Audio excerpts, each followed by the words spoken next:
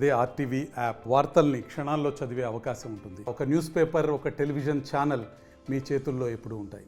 NDA ప్రభుత్వం అధికారంలోకి వచ్చే ముందల చాలా స్పష్టంగా ఎంతమంది బిడ్డలు ఉంటే అంతమంది బిడ్డలకి ఇస్తామని హామీ ఇస్తాం జరిగింది. ఆ హామీకి మేము కట్టుబడి ఉన్నాం. రెండో అంశం అధ్యక్ష, అందుకే గైడ్ లైన్స్ రూపొందించడానికి కొంచెం సమయం కావాలని అడిగాం. నేను కూడా ఇది కొంచెం సీరియస్గా తీసుకుంటున్నా. మంత్రులందరితో కూడా మేము చర్చిస్తున్నాం. గతంలో జరిగిన లోటుపాట్లు జరగకూడదనేది మా లక్ష్యం.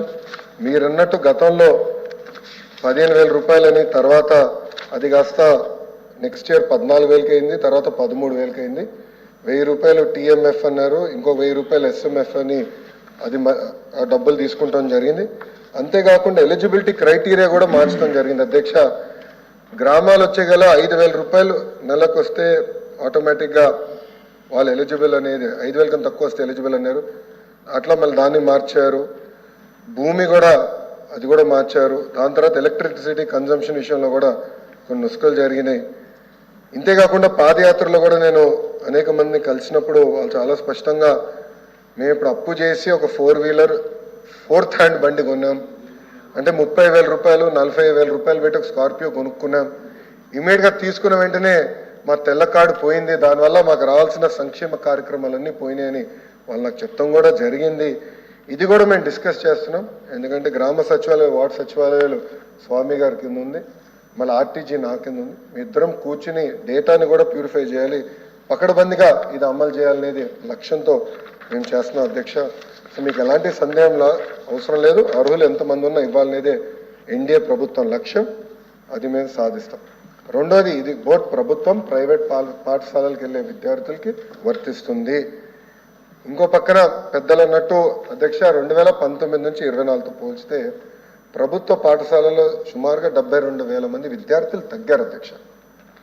ఇది కూడా మేము చర్చిస్తున్నాం. ఎందుకంటే నాడు నేడు కార్యక్రమం ద్వారా వేలాది కోట్ల రూపాయలు ఖర్చు పెట్టిన విషయం వాస్తవం. కానీ ఎందుకు విద్యార్థులు తగ్గారు? గత ప్రభుత్వం సిబిఎస్ఈ తీసుకొచ్చింది. సిబిఎస్ఈ మళ్ళీ బోర్డ్ ఎగ్జామ్స్ అని పెట్టారు. తర్వాత ఐబీ గురించి ప్రస్తావించారు. టోఫెల్ గురించి కూడా ఒక ప్రశ్న ఉంది, దాని గురించి కూడా మాట్లాడతారు.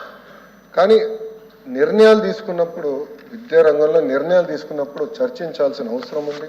యూనియన్లతో మాట్లాడాలి, ఉపాధ్యాయులతో మాట్లాడాలి, అందరినీ కూర్చోబెట్టి ఆమోద్యమైన పరిష్కారం వెతకాల్సిన అవసరం ఉంది అధ్యక్ష.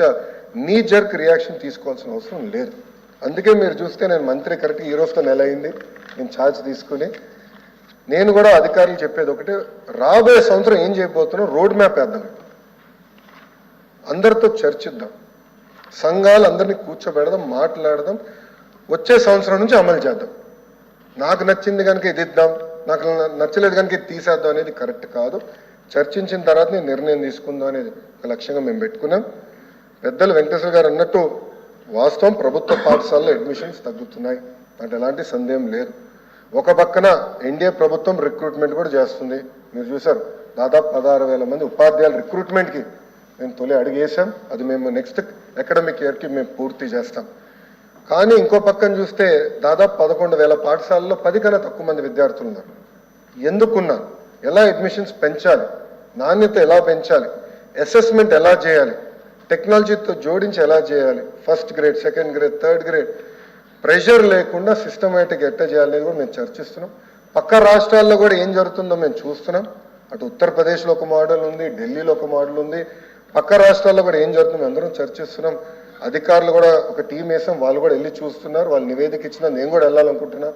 వెళ్ళి ఏం చేస్తున్నారో మోడల్ చూసి మన రాష్ట్రానికి కరెక్ట్ మోడల్ ఏంటనేది రూపొందించి అది మీ ముందల పెట్టి అందరు అభిప్రాయాలు తీసుకున్న తర్వాత మళ్ళీ ఆంధ్ర రాష్ట్ర ప్రజలు తల్లిదండ్రులు ముందలు పెడతా వాళ్ళ అభిప్రాయాలు సేకరిన తర్వాతనే వచ్చే అకాడమిక్ ఇయర్ నుంచి మేము అమలు చేస్తాం.